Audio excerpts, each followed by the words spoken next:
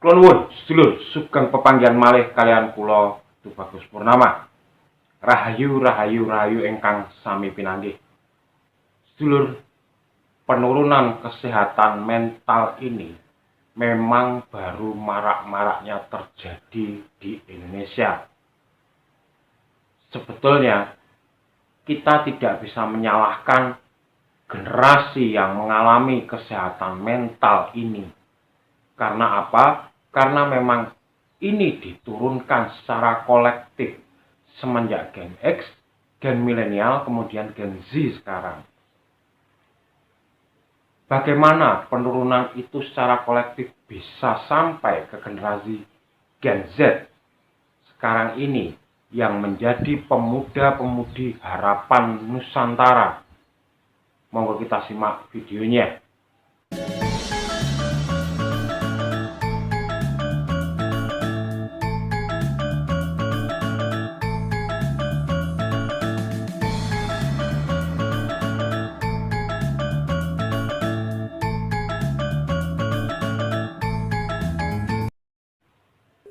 Jadi sedulur, dalam video kali ini saya hanya ingin bercerita tentang pengalaman-pengalaman baik itu yang terjadi pada diri saya sendiri dan pada diri teman-teman serta adik-adik atau anak-anak saya.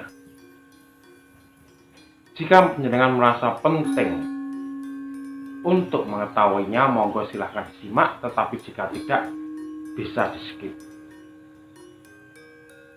Jadi saya awali dengan cerita bahwa generasi X atau Gen X, generasi yang sekarang di usia 40-60 tahunan, itu mendapatkan cerita-cerita tentang hantu, setan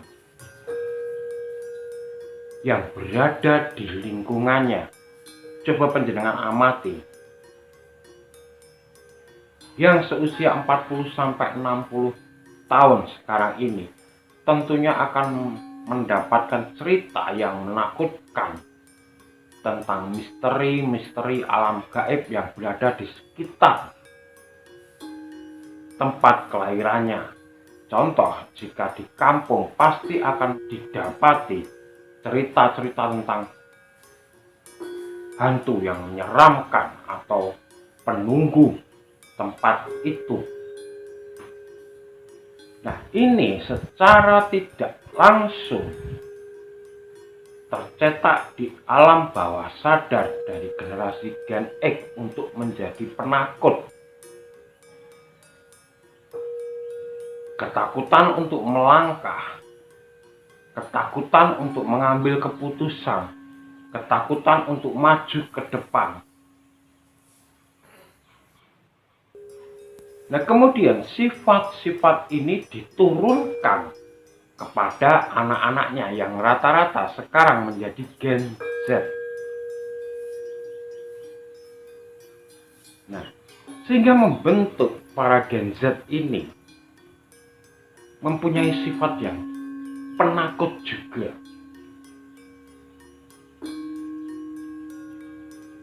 Contoh lainnya, generasi Gen X akan mendapati petuah-petuah dari orang tuanya untuk mendapatkan pekerjaan, misalnya sebagai pegawai negeri, misalnya sebagai tentara. Nah, ini juga akan diturunkan kepada anaknya atau Gen Z saat ini. Padahal tentunya Gen Z saat ini mempunyai jalan sendiri yang lebih luas dan sangat berbeda dengan Gen X. Nah, disinilah awal timbulnya penurunan mental, menjadi mental yang penakut, menjadi mental yang tidak pede, menjadi mental yang selalu membandingkan dengan orang lain.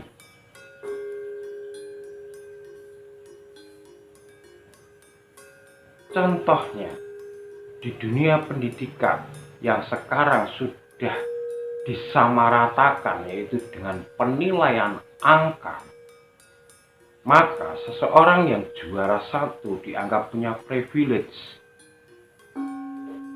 sedangkan yang di bawahnya akan merasakan keirian, bukannya mempunyai semangat untuk menaklukkan si juara satu, tetapi justru malah iri karena merasa tidak mampu untuk menyainginya.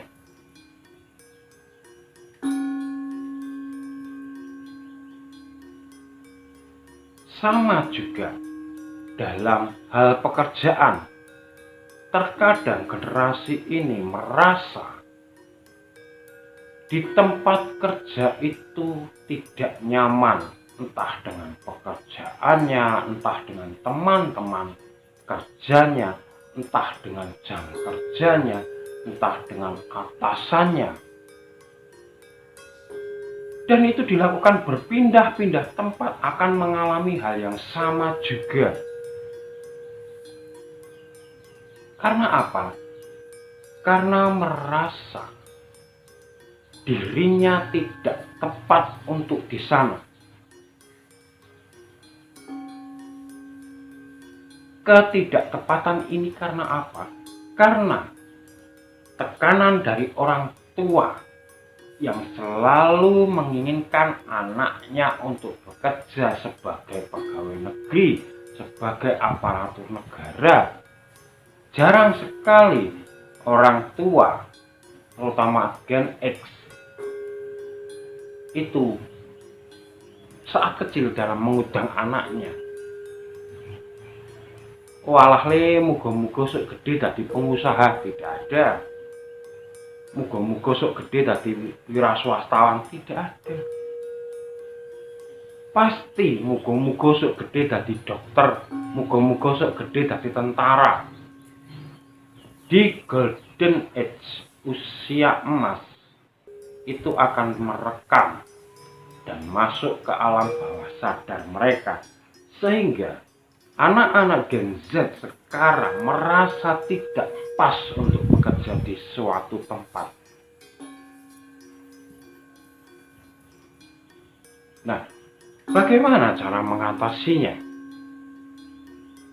Bagi anak-anak Gen Z, juga bagi teman-teman kaum milenial, generasi X, ubahlah pandangan terhadap diri Anda sendiri,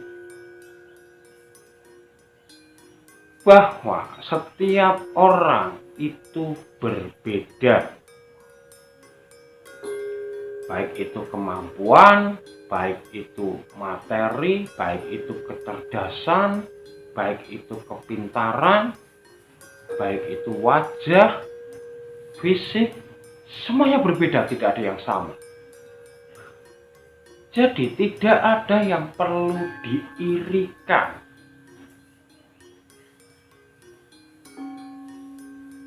Nah, pandangan seperti ini harus dirubah sehingga panjenengan bisa berdiri di atas kaki sendiri tanpa bayang-bayang pandangan sosial. Cara yang paling sederhana adalah silakan panjenengan menuliskan semua kelemahan panjenengan dan semua keunggulan panjenengan. Dan ini yang menjadi catatan, rata-rata orang bisa memberikan keunggulan terhadap dirinya sendiri lebih dari 10 keunggulan. Tetapi untuk kekurangan, nah ini satu pun jarang ada yang mampu melihat kekurangannya. Disinilah harusnya mulai kita melihat juga kekurangan kita. Sehingga kedepannya kita bisa meminimalisir kekurangan kita, menutupinya dengan keunggulan.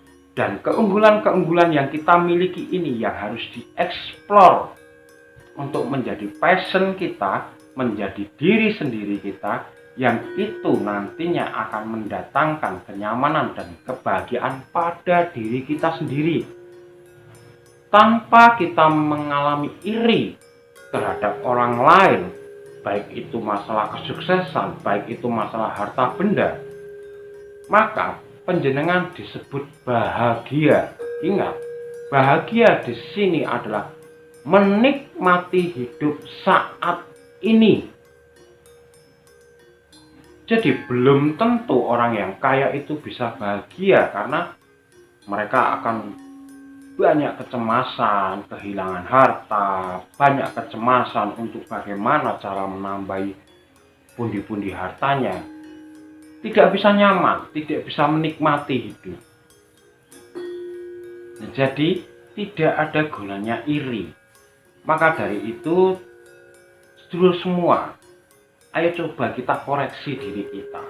Kita kumpulkan semua keunggulan, semua keburukan kita, itu kita jadikan langkah awal untuk menentukan kedepannya seperti apa.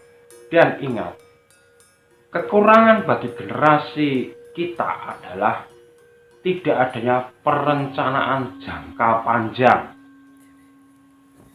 Bahwa jangka panjang, saya harus punya rumah di usia sekian, saya harus punya mobil di usia sekian. Tidak. Harusnya panjenengan sudah mulai rencanakan jangka panjang untuk menikah tahun sekian, punya rumah tahun sekian. Kalau sekarang rata-rata orang Indonesia tidak punya perencanaan, itu yang membuat kita terpuruk. Jadi mulailah, tidak ada kata terlambat. Mulai dari sekarang kita planning hidup kita, supaya kita bisa fokus untuk menjalani, menuju tujuan kita.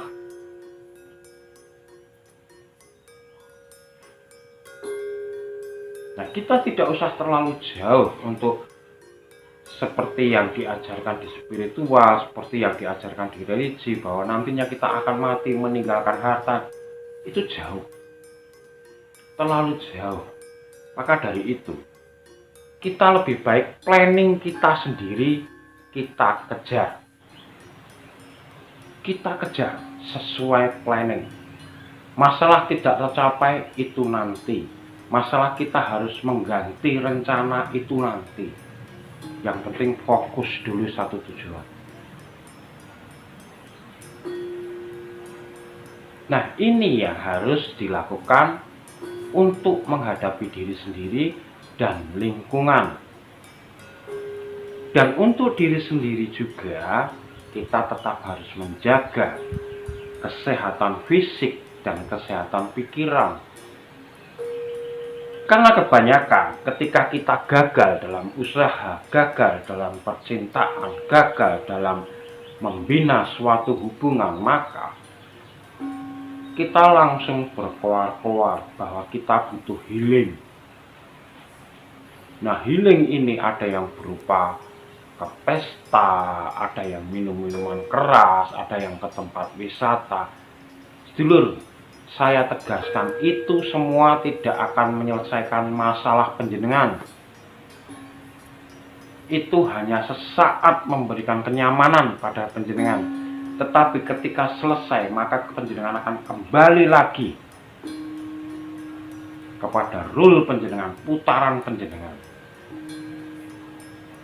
Maka dari itu, kalau panjenengan ingin lepas dan memiliki mental yang sehat, boleh seperti itu, jangan terlalu hanya selingan saja. Yang penting, yang pokok, mulailah panjenengan menilai diri panjenengan sendiri, melangkah dengan planning yang tepat. Abaikan pandangan-pandangan sosial tentang diri panjenengan. Jauhkan dari kata-kata iri terhadap orang lain.